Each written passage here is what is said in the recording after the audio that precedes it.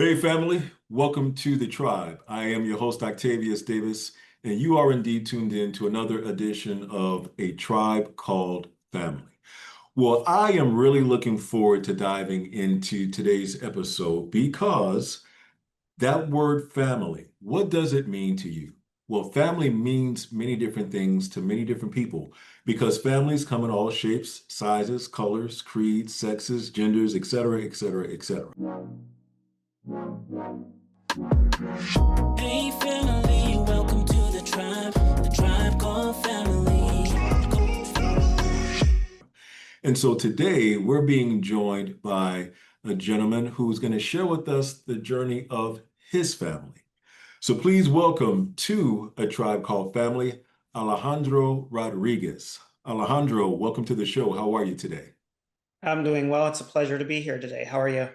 I'm well. Thank you so much for agreeing to jump on with us. Now, our listeners don't know this and our viewers don't know this, but you're actually coming to us from across the country, which we'll get to in just a moment. But before we dive into those details, Alejandro, tell us a little bit about yourself. Who is Alejandro?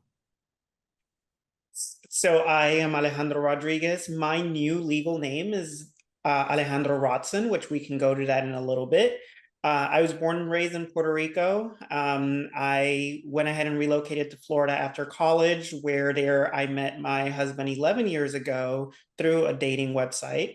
And we married very quickly a year after that. And we started our journey in Tampa, Florida, and then we slowly made our way to Jacksonville, Florida. And then we adopted our wonderful son.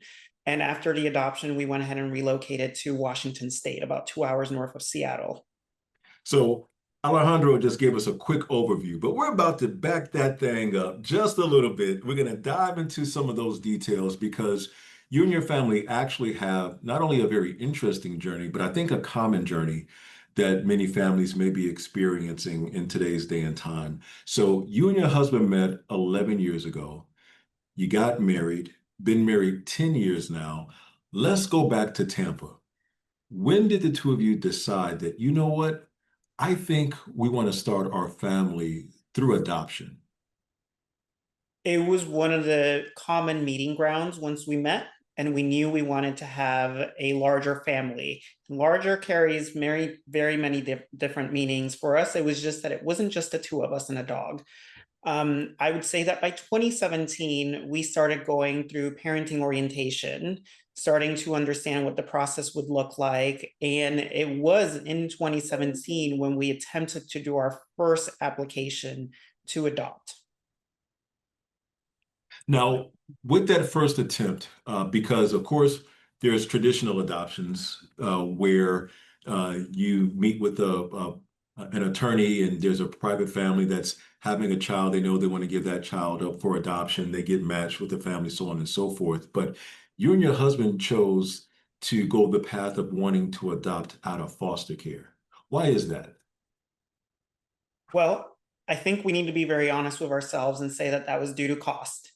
That was first and foremost reason number one.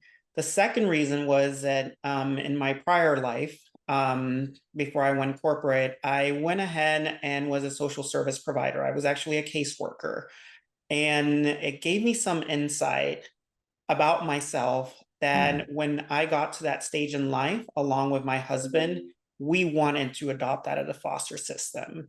And our goal was just not because we wanted to grow our family, but because we wanted to make sure that we were giving someone else an opportunity to succeed in life, because they are the future of our world ultimately. And so that is what led us to go that path.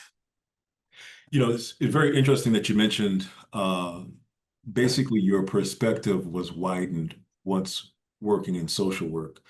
I share with people, I've been in child welfare for 5 years now, and I share with people that I was not aware. It's called unintentional blindness.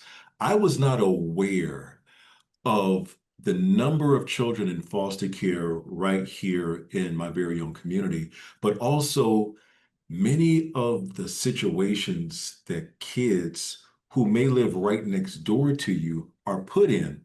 And you gain that awareness once working within the child welfare system or doing social work. So what was that situation for you that helped you to say, whoa, okay, I think I can do something to help, if not one, if not some, at least one of the children that are coming through the system of care?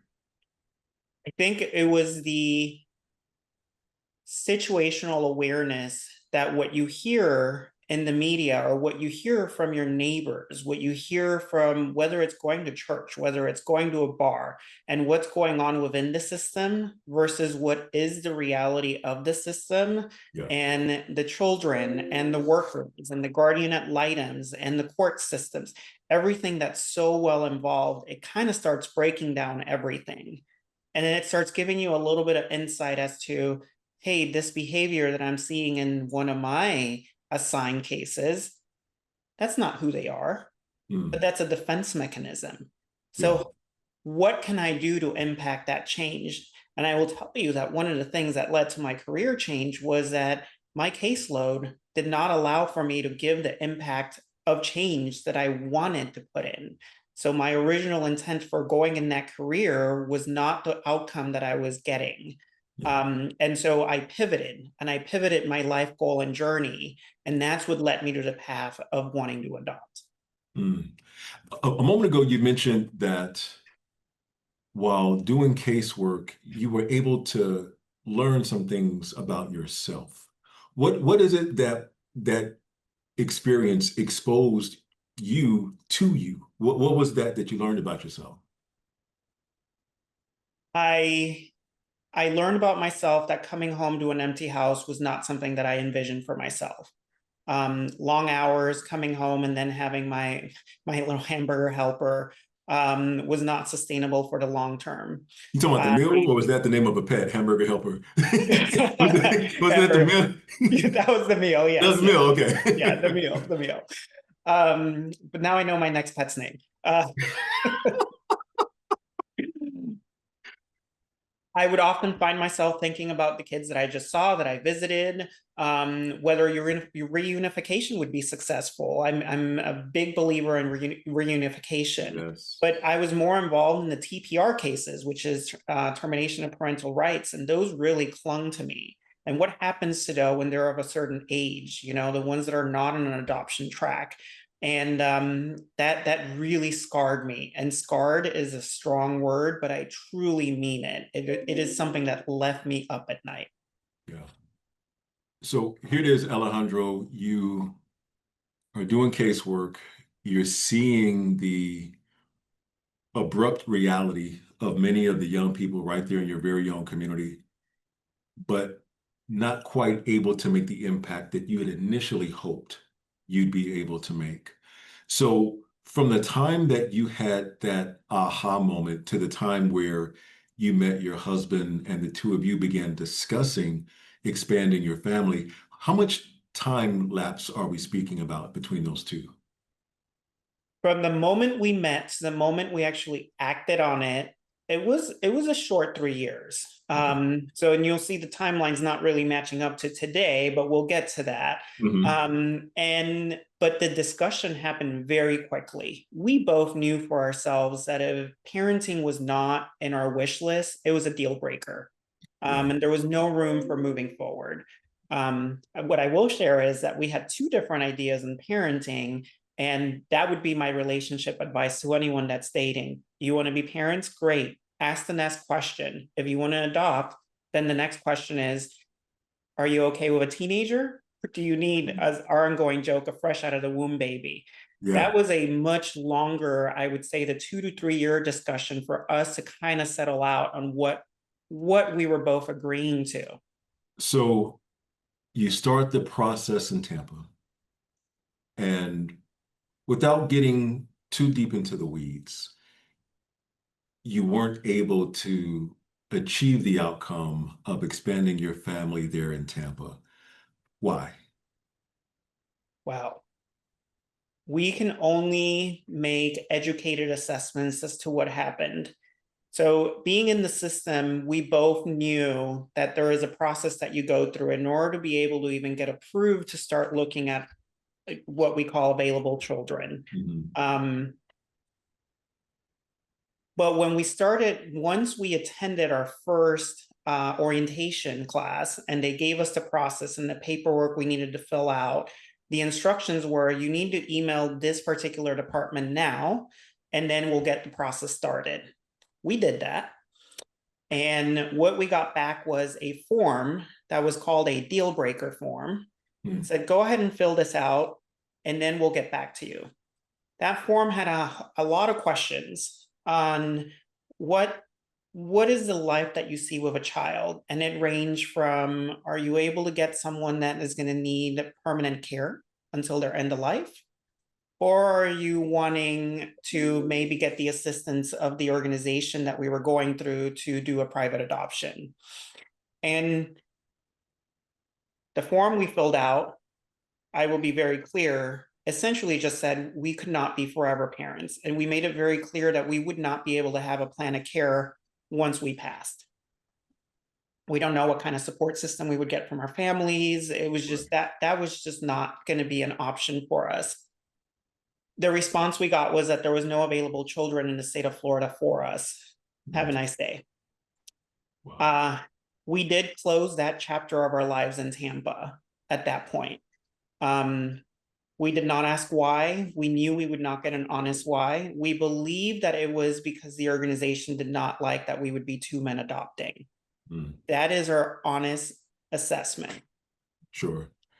So let's talk about that for a moment, because here it is, a same-sex couple looking to expand your family through adoption. Other same-sex couples have been able to do the same thing, but other same-sex couples have run up against the same or similar challenges. So when the two of you found yourself faced with that, what were some of those discussions? Honestly, we were too heartbroken to really have an honest conversation with each other. And I will say it was probably one of the tougher chapters in our lives. Okay. It was a very difficult discussion to navigate. Affordability for us to go through private adoption was just not there. And we did float it. We floated the idea, do we take out a loan?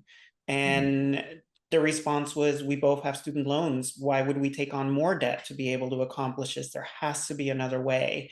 And we never finalized that discussion in our house. We just kind of kept going through the motion and every day and kept living our life.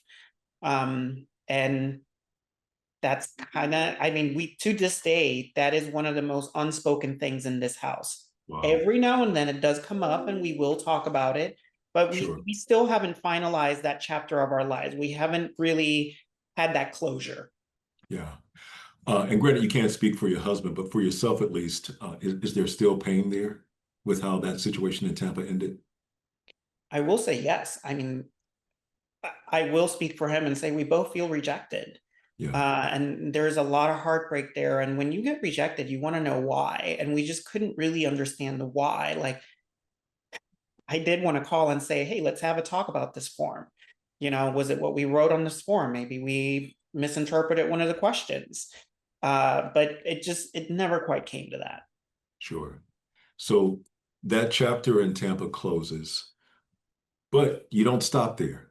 So what happened next? Because you gave an overview, so the listener and the viewers, they know that you eventually adopted. So we're getting a little bit closer to that outcome. But in Tampa, it couldn't happen.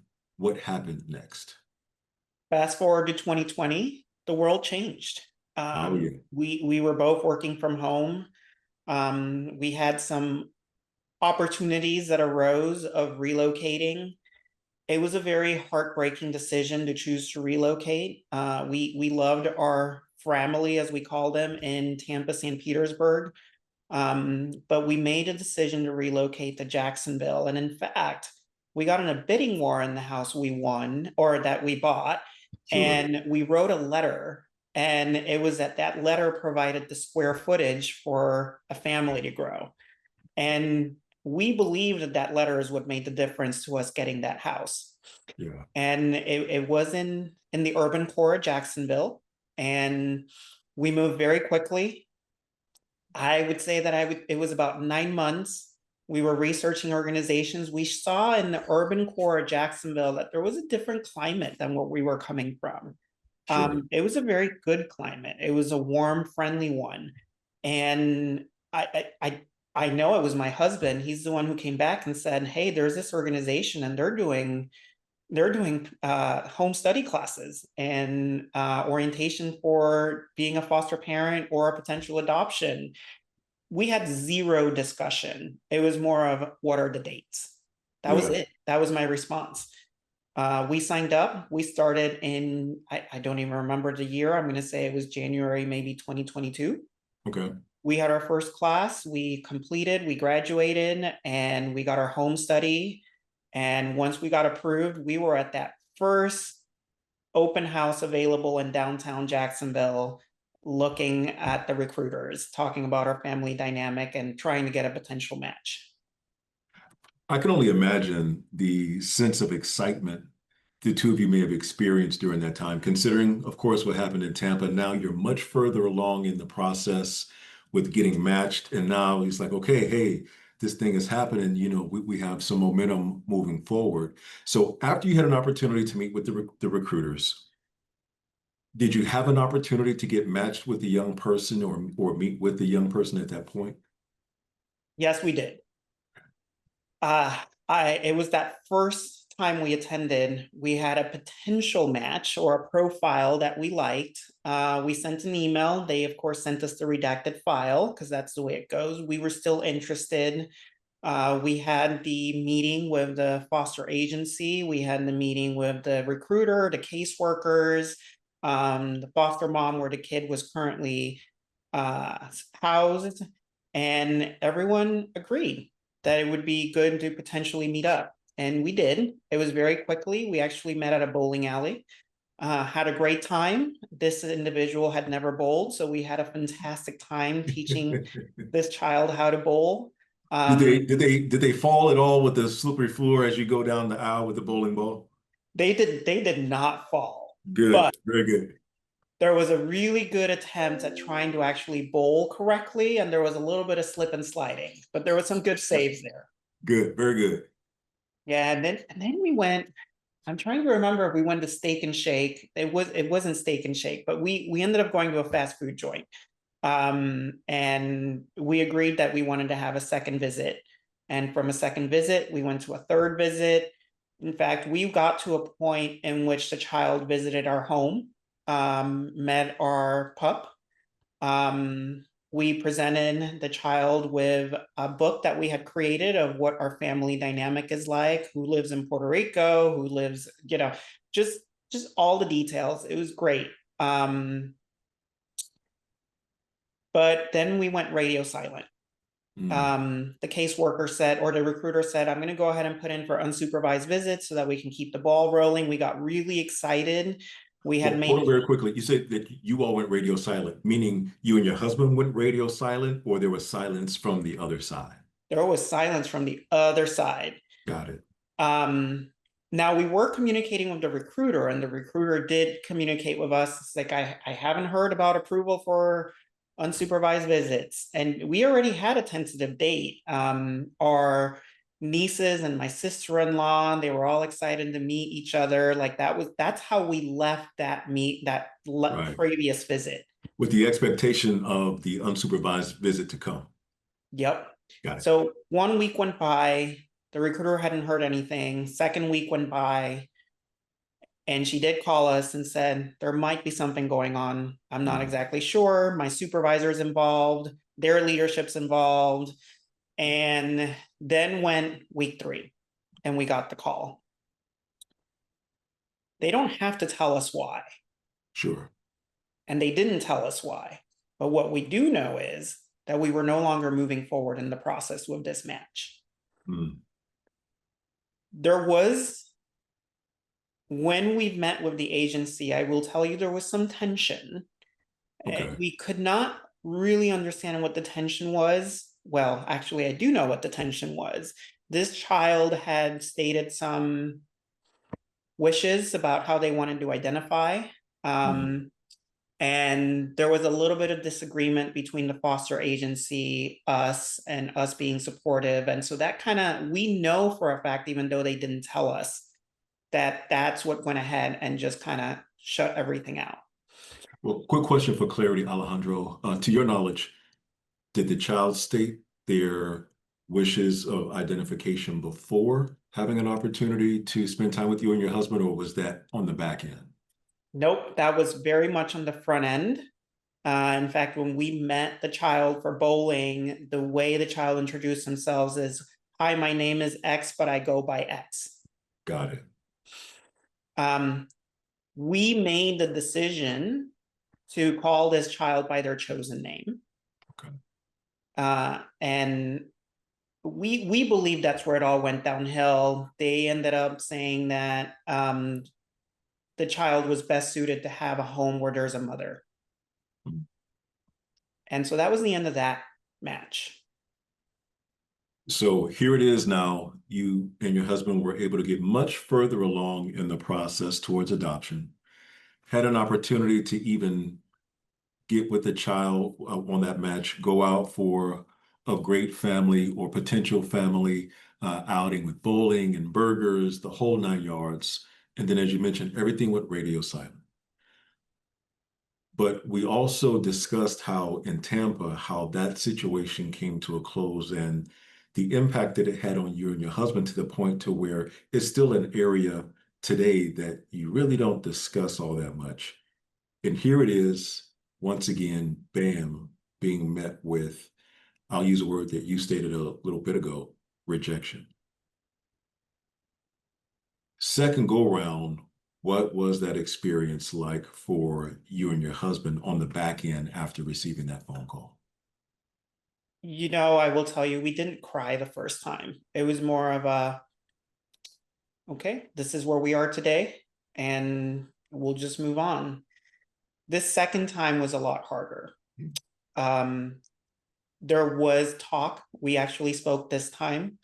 We spoke about what were we wanting to do. The decision was that we were going to take a pause. We were no longer going to move forward with the process. Even though we understood we were home study approved, we were feeling that home study didn't mean anything at this point. So this one was very painful. It was extremely painful. I mean, this time we even showed the child the opportunity on what their bedroom would have been. So it felt different. It hit different. All of our neighbors knew what we were going through. I mean, they were all our references. They wrote letters. They were with us on the journey. I want to say that it's embarrassing to go back and tell them, hey, this child we matched with, we're not moving forward with. But it wasn't embarrassing. It wasn't humiliating either, but it was painful to share those news because the follow-up questions that come from that are answers we weren't going to have. And that's exactly what happened. Well, did you ask why? Well, did you ask, speak to someone else? And it's like, it doesn't work that way. Right. And even if we worked that way, did we want to put ourselves in that situation? That one was rough. That one was very rough.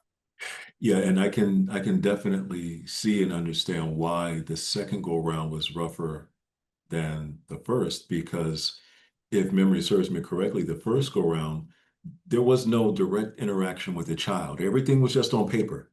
So in a sense, it was theoretical. It was just seeing if we can get approved to go through this process. But the second time, home studies were done, and not just done, but approved, and bam, a beautiful child you and your husband had an opportunity to spend time with.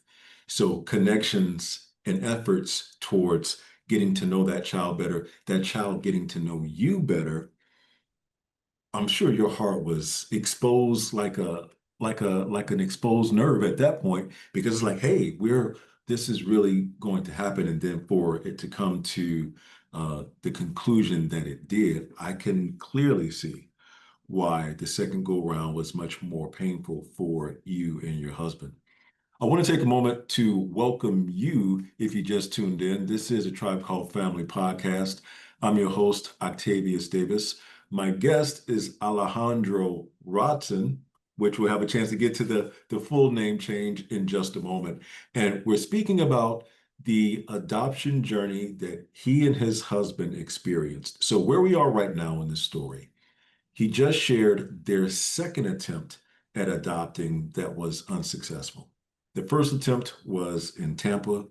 Things weren't able to work out, but they never got past the approval process on paper. Second go round, they relocate to Jacksonville, Florida. They have an opportunity to go through the classes and home studies and then ultimately get matched with a young person, go out, spend time with the young person, only to eventually have their efforts go radio silent on behalf of the agency they were attempting to adopt through, and then ultimately learned that they would not be able to move forward with adopting that child. So, Alejandro, when the second, if I may use the word rejection, once the second rejection took place, where are you and your husband now in that moment when the conversation of adopting comes to the table? Indefinite pause would be the exact words that we used.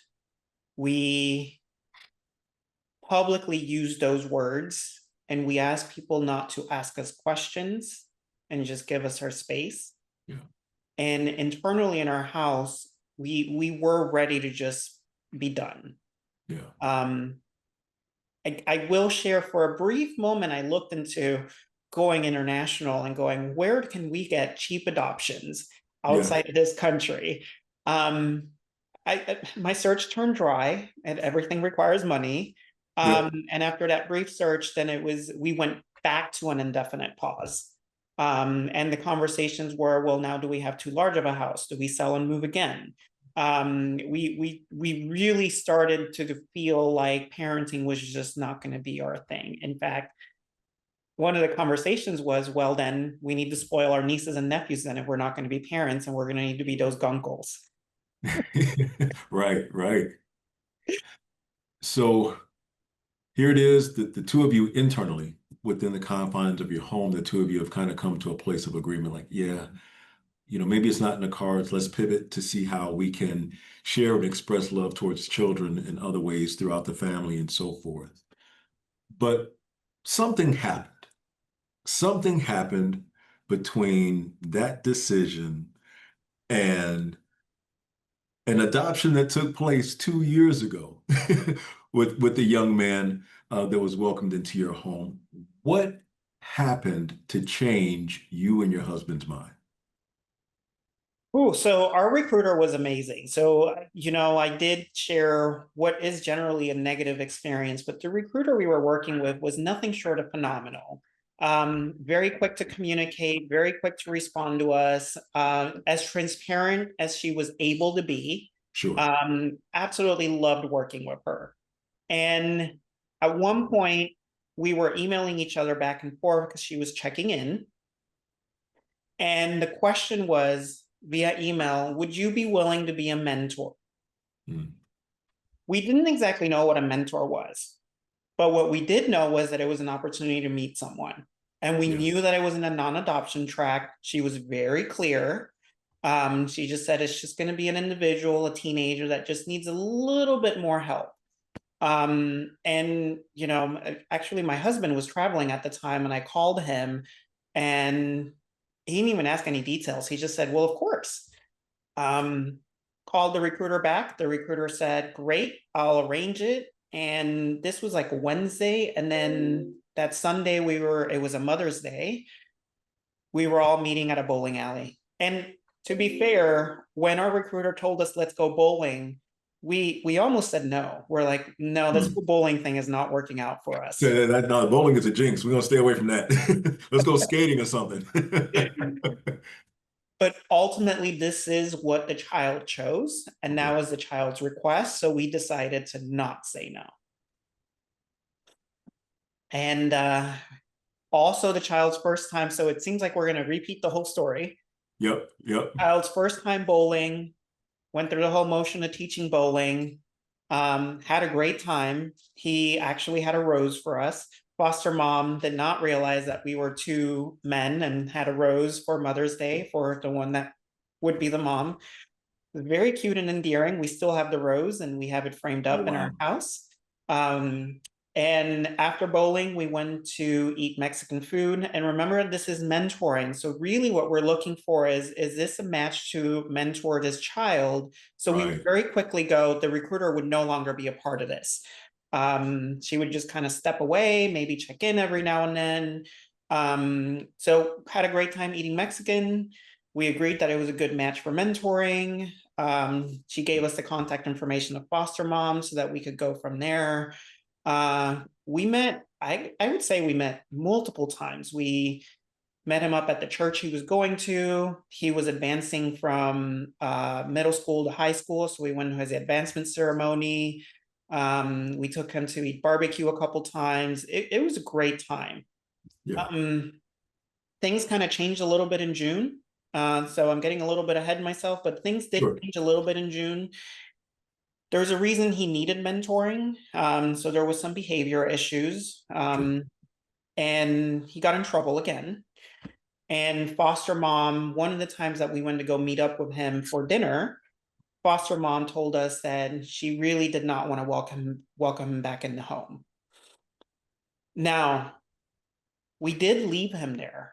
I mean, we weren't approved to keep him home. Right. And she said, I'm gonna call the foster agency tomorrow. They're gonna have to find new placement for him, et cetera, et cetera, et cetera. The next day we get a call from the foster agency, not our recruiter, saying, well, we know that you guys are mentoring, but we really have no place to send him. Would you guys be willing to put up with him over the weekend? And we said, okay. Yeah. And we picked him up. And I mean, when, he literally had some paper bags with him full of stuff, loaded them up in the car. We went back to the house. Now the visits take a different turn. How so? Because they go from, hey, we're having fun, to, hey, now you're here. We've never Mm, had a chance to introduce you to our rules. Because there are rules if you're going to be staying here, even if it's just for the weekend. right. But he was very open. He was very receptive. We spoke about what led to him having to leave. And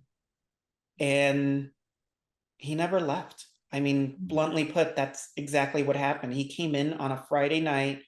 Sunday night, we knew that he would probably go somewhere. But that Monday morning, he didn't go anywhere. Yeah.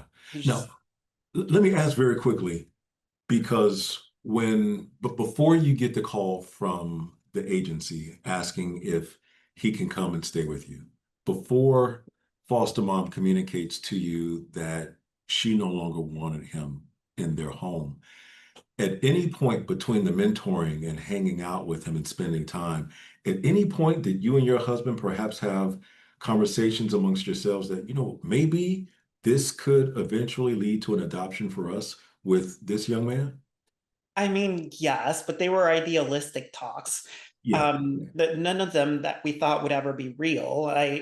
I'll tell you, we were out at a restaurant and in downtown Jacksonville once, and someone was talking about, I have a client who wants to give up her baby for adoption, and we even spoke about that, but we knew that wasn't real. So the conversations, while they were had, we knew they weren't real Yeah. either. So it never opened the realm of reality. Got it. So here it is. Jaquez has now been placed with you. Initially, what you and your husband thought was, hey, just a weekend stay until we can get him placed elsewhere. But you mentioned like he never left. Like he came, he been here, ain't going nowhere, ain't going anywhere. Why did he not leave when he came to you? Because originally you were expecting him to leave that Sunday, but he never left. Why? Why didn't he leave? So a couple of reasons. The first one was they couldn't find a new placement. That was the first and foremost reason. The second reason, though, is the guardian ad litem at that time came and saw him, and she made the observation that he was a little bit different behavior-wise with us. Mm, And we're not exactly sure what the guardian ad litem did or said. We believe she did. Um, but then that Monday, when we spoke to the foster agency, the conversation very quickly changed to, we never had a full disclosure meeting, but should we have one now? mm, And that was the first step in the process of us knowing he's probably not going anywhere. Now, right. we still haven't had any conversations with Jacquez. This is all just adult talk at this point. Yeah, sure. And how old is he at this time? He is 14. Okay. So now we're starting to get information on who his care team is. And we're starting to understand and meet the caseworker. We're starting to meet the therapist. I mean, and this is all moving very, very quickly, Yeah. extremely quickly. And I would say that from that Monday to Friday, we knew he wasn't leaving. Wow. And we sat with him and had the conversation. And for him, it was a given. We were his new placement. He And never I, even, no, I'm sorry. Finish your statement. in his mind, the realm of possibility of him being placed somewhere else just didn't enter. It was just like, Wow. I'm here and I'm here. So when you and your husband sat down to talk with him and say, hey, there's been some traction, down this particular path, in his mind, he was like, oh, I figured when I came on Friday, this is what it was going to be. So he was receptive to the notion. He was. He Wow. absolutely was. But the foster agency moved very quickly to get a court order to get us approved for placement of him. Like Wow. very quickly. So we were very fortunate. Yeah. Well, I take it back, as quickly as the court could move. Sure, indeed. Uh, Wow. and within that time frame, as we get to know the care team a little bit more, then we started to have conversations about, hey, what is your end goal here? This was an adoption track. We don't want to be foster parents, and I don't want to misguide anyone. I don't remember what the conversations were like at all. Everything is Sure. so fuzzy and gray, but I do know that within a week and a half, we were adoption bound. Wow. Again, it moved extremely quickly. Yeah.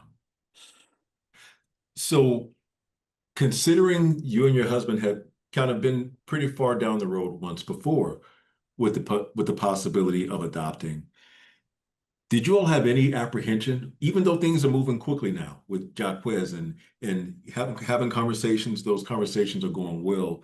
Did either of you have any apprehension like, oh, well, let's not get our hopes up too quickly because you remember what happened last time?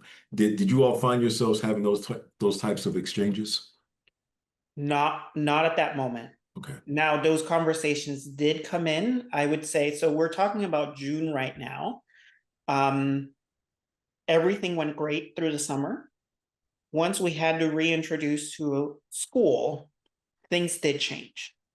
And we had a very hard time that August all the way up to December.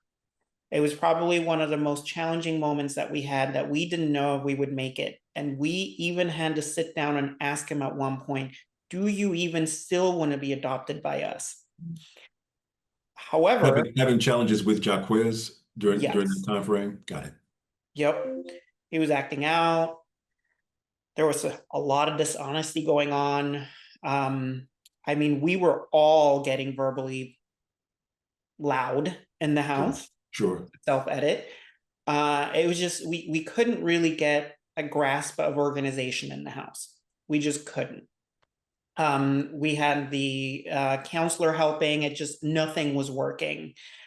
And we didn't know we didn't know what was working or what was not working at that point. Sure. Where probably was a dose of reality for all of us was the guardian ad litem came to the house. Probably the best guardian ad litem I've ever worked with.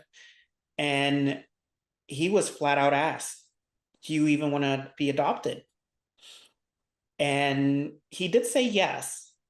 And she asked him, well, why do you want to be adopted by them?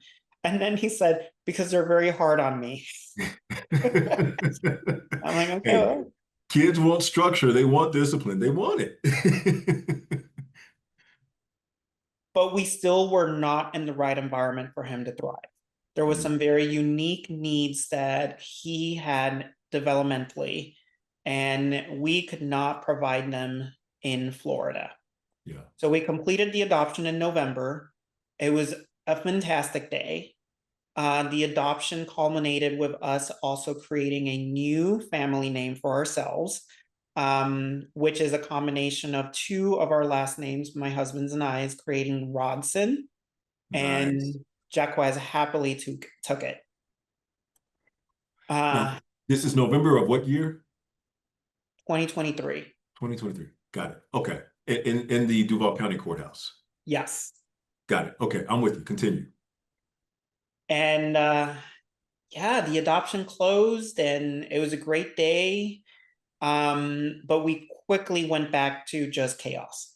I Mm, mean, very, very quickly. It was back very chaotic. Behavior issues. sure. Um, I say behavior issues because it is a catch-all for everything. I'm talking about school, Yeah. grades, inability to want to leave the house, just everything. And, as much as you give me permission to share, there was a lot of hidden layers beneath that we didn't even know what was going on. He Sure. didn't feel comfortable being open and honest at school about his family structure. The school was discouraging him from being open and honest about his family structure. And they claimed that it was for safety reasons. Um, and that just didn't work for us. I mean, I talk about us being rejected. Think about this child. Right. We Exactly. haven't, I mean, I'm not here to talk about his background, but think about all these kids. They have suffered rejection. And now to be told once again, now that you're in a stable environment, you can't talk about it. I mean, that Right. is just as painful and hurtful. Mm, It relives all your trauma. So we very quickly identified that we couldn't live there anymore. yeah. And we were very fortunate that we had the ability to say, well, you know what? We're just going to do a whole reset for the family. And we did. We put up the house up for sale in a neighborhood that we loved. And we researched good school systems, culture that would be good for us. And we landed in 2 hours north of Seattle in a little town called Bellingham. It's not so little, it has 100,000 people. And our chapter, I mean, we had a big life chapter change once we got here. Wow. And how's it coming along for you and your husband? Of course, Jacquez now there in Washington. The best description that I can give you is we went from, can we get this child to graduate high school, to now being college bound. Ha, let's go, Jacquez. Yes. I mean, and when I'm telling you college bound, like college bound for real, good Yeah. GPA, good comprehension skills. The school loves him. I mean, we went from a place where the school was constantly complaining, the earbuds, the cursing, everything, to he's so helpful. He's always the last because he always stays to help. And, he does sports, he does fall sports, he does winter sports, he does spring sports, he's off to wrestling camp over the summer. I mean, we couldn't even get him out of the house in Jacksonville. He has friends that Yeah. he feels comfortable bringing over to the house. My husband is the president of the football booster club in the high school. I'm the treasurer of PTSA. Like, Yeah. we're not just doing well, we're flourishing. Wow. That is absolutely amazing. What do you think the shift was for Jaquez? Because just based on what you shared with us from what you all began experiencing when things were getting loud around the house and the phone calls from school and what you're now experiencing in Washington, are you sure you didn't take a different child to Washington? Did you leave Jaquez behind in Jacksonville? What do you think that shift was for him to allow him to thrive and flourish so well now that you've relocated? It was a culturally supportive environment. Blanket truth. Everywhere you go in his existing school district, it is just supportive to every single family dynamic and structure. And so Yeah. he was allowed, in fact, he was empowered to feel good about himself. He was never told, he never got the reaction, oh, you have two dads and one of them's white. He got that in Florida. Yeah. Um, you know, it's never even a question about race or sexuality. It's more of a welcome, Jacquez, and what can we do for you and what can you provide for us? Yeah. And it's allowed him to rediscover who he is. Yeah, that's fantastic. So I actually have a fun fact that I'm about to share with you, and you don't even know it because I didn't even know it until a few moments ago. So you finalized your adoption November of 2023. Um, I could be wrong, so maybe this may not be such a fun fact if these other details don't quite align, but let's see. Would it have happened to have been November 17th of 2023 at the National Adoption Day event? It was, you got it. So, Alejandro, you don't know this. I didn't know this until maybe 5 minutes ago. I adopted my four daughters that same day in that same courthouse. I kid you not. I was there. I was there. I adopted my four girls. So my wife and I, we had a blended family. My four girls are from my wife's first marriage, and they're young adults now. They're all in their 20s. But in 2023, they each agreed to allow me the honor of adopting them so I could become their legal father. And it happened at that adoption day event. That's phenomenal. I just got goosebumps. That's awesome. Oh, wow. So I am hearing your story and you and your family's journey, and to realize that I was there unaware this whole time up until you mentioned that point. But I think it's such a powerful journey that you and your family have gone through. So now that you've shared with us that despite the two disappointments prior to you being able to adopt Jaquez, and some of the speculative reasons as to why you weren't able to successfully adopt before, let's dive into that very quickly because as you and I know, family is taking on many different meanings and a very different look in today's day and time. And more same-sex couples are looking to expand their family. Other members within the LGBTQ plus community are looking to be able to share love and take on children to be able to help those children be able to grow and thrive and be successful, productive citizens. And so, with some of the challenges that you and your husband experienced, what would you say to someone right now who's in the community, or a couple right now that's in the community who's looking to expand their family, but maybe they're coming up against some of the similar obstacles that the two of you experienced?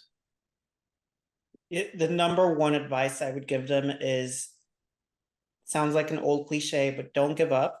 I Yeah. definitely believe that your cards are going to be laid out the way they're meant to be. And, just based on where we are today, regardless of what the future holds, this is what we were meant to do. And while we had an interesting winding road to get here, I feel like we had to go through those two major experiences to truly appreciate where we are Mhm. today. And, because at a certain point when we were at our worst back post adoption, Yeah. we really we had an active discussion like, are we going the route of adoption failure? But I think keeping in perspective the effort that we went through and the rejection that we went through allowed us to keep the hope and keep our head held up high, and not really turn our back on what was our original intent, which is take someone out of a not so okay situation and put them in a somewhat okay situation, because what this child is still living today is not truly what he thought of he would be living today. Right. His reality is completely different than what he felt was going to be when he was 6 years old. But we're making the best of it, and it is because we were intended to be here. Wow. Well, Alejandro, congratulations to you and your family. And I wish all of you continued success, especially Jaquez, as he's now college bound in a strong way. Has he identified any potential schools yet? Actually, yes, he has. He loves urban environment. We've been down to Seattle a couple times. He loves UW campus, and he might target to go down to Seattle, Wow. which we will be very supportive of. Yeah.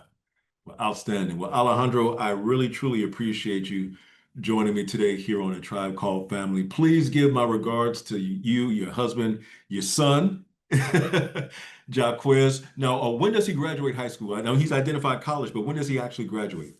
2027. All right, so he's going, so he has what, 2 more years going into his sophomore year? He's going into his junior year. Junior, yeah, going to his junior year. Excellent. Well, thank you so much for hanging out with us today here on A Tribe Called Family. Truly appreciate you for sharing your story with us. Thanks for having me today. Absolutely. Thank you as well for joining us here today on the show. If you are interested in fostering or adopting, I want to highly encourage you to look into whomever that lead child welfare agency may be in your community. They would love to be able to share some information with you on how you can make a positive impact on the life of a child, either as a foster or adoptive parent. And if you're in the Duval County area, the Nassau community, you can also go to familysupport.org to learn more information on how you can make the difference in the life of a child as well. Thanks again for hanging out with us. We'll catch you next time.